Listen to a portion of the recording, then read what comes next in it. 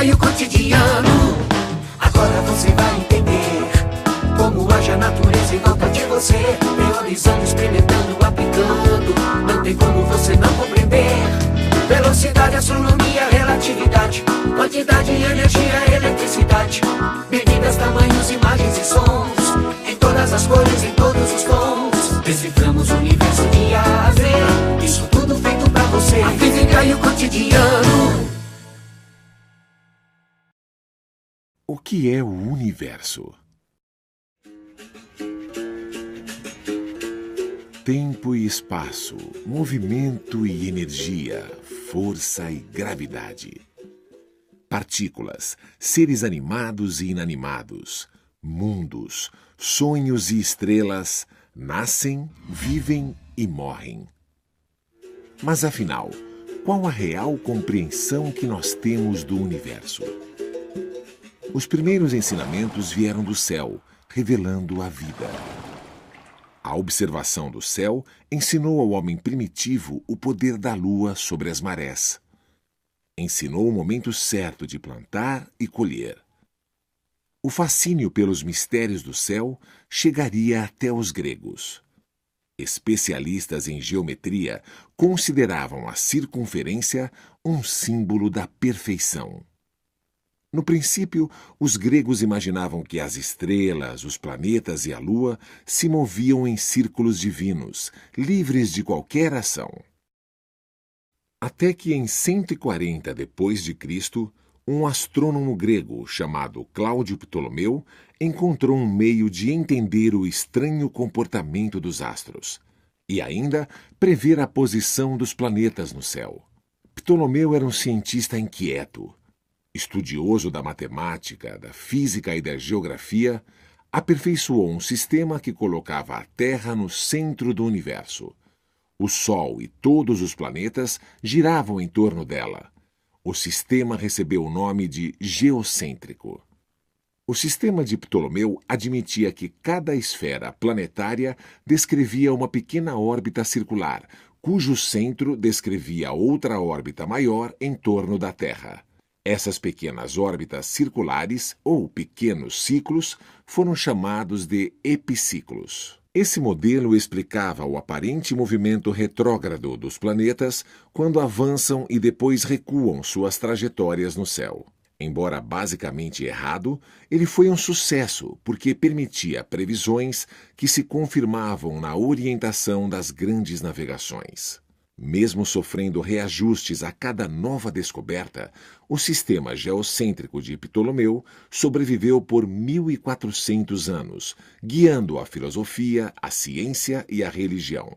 Nesse período, a humanidade assistiu à ascensão e queda do Império Romano, às invasões bárbaras e à formação de uma sociedade feudal dominada pela Igreja Católica.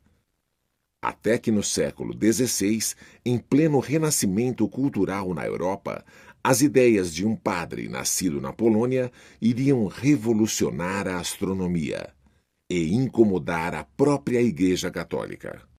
Nicolau Copérnico, o padre, percebeu uma forma simples de atingir os mesmos resultados de Ptolomeu. Bastava substituir a Terra pelo Sol no centro do universo. Assim, foi criado o sistema heliocêntrico, no qual o Sol ocupava agora o centro do sistema e os planetas giravam ao seu redor. Pouco tempo depois da publicação de suas teorias, Nicolau Copérnico morreu aos 70 anos em 1543. Mesmo depois de sua morte, o sistema heliocêntrico de Copérnico incomodava a Igreja Católica. Se Cristo veio à Terra, ela não mereceria um lugar de destaque? Não seria especial? Por que a Terra teria que se humilhar ao Sol, como um escravo ao rei? A sabedoria e o poder da Igreja precisavam ser preservados, e aqueles que se colocassem contra ela seriam severamente punidos. Foi nessa época que viveu o filósofo e frade dominicano italiano Giordano Bruno. Ele avançou o pensamento de Copérnico, acreditando em um universo sem limites, infinito, em que a Terra girava em torno do Sol e as estrelas eram centros de outros sistemas planetários. Acabou queimado vivo em Roma em 1600.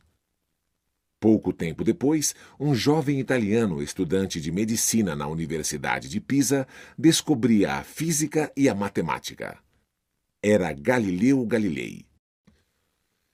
Intrigado com instrumentos ópticos utilizados como microscópios e lunetas inventados na Holanda, Galileu estudou e melhorou tais dispositivos, construindo seus próprios telescópios para observar os astros. Descobriu as 4 luas de Júpiter, os anéis de Saturno, as manchas solares, as crateras e montanhas da Lua. Percebeu que o sistema heliocêntrico estava correto e concluiu que os corpos celestes não eram tão perfeitos e divinos como a Igreja afirmava. Julgado pelos tribunais da Inquisição, Galileu renegou suas ideias a respeito do movimento da Terra e acabou escapando da morte. Condenado à prisão perpétua, ao deixar o tribunal, afirmou "Eppur si muove", que em latim significa "e contudo ela se move". Na mesma época, na Alemanha, o matemático Johannes Kepler tem acesso às anotações do astrônomo dinamarquês Tycho Brahe. Surgem então as 3 leis que regem o movimento dos planetas e de outros corpos celestes. Já no final do século XVII, na Inglaterra, Isaac Newton reúne em uma só lei matemática as descobertas de Kepler e Galileu e enuncia a lei da gravitação universal. Era a fórmula para o entendimento do cosmo, que deixava de ser puro e divino e ganhava a dimensão das coisas terrenas, naturais, uma extensão da própria Terra. Segundo Newton, as partículas sempre se atraem com uma força que depende diretamente do produto das massas e inversamente do quadrado da distância que as separa. Ou seja, quanto maior a massa dos objetos e mais perto estiverem, maior a força entre eles.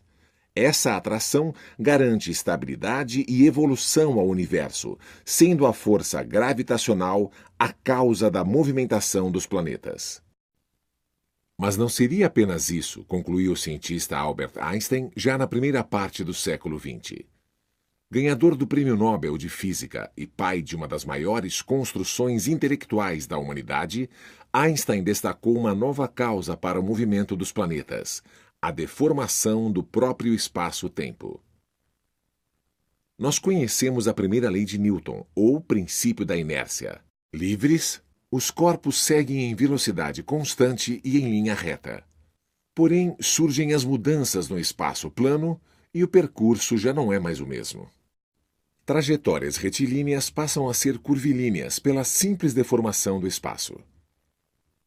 E assim acontece a atração gravitacional. Não mais uma força, como propunha Newton, mas uma alteração do próprio espaço causada pela presença da matéria. Tempo e espaço caminhando sempre juntos, moldando o universo. Essa foi uma das grandes sacadas de Einstein.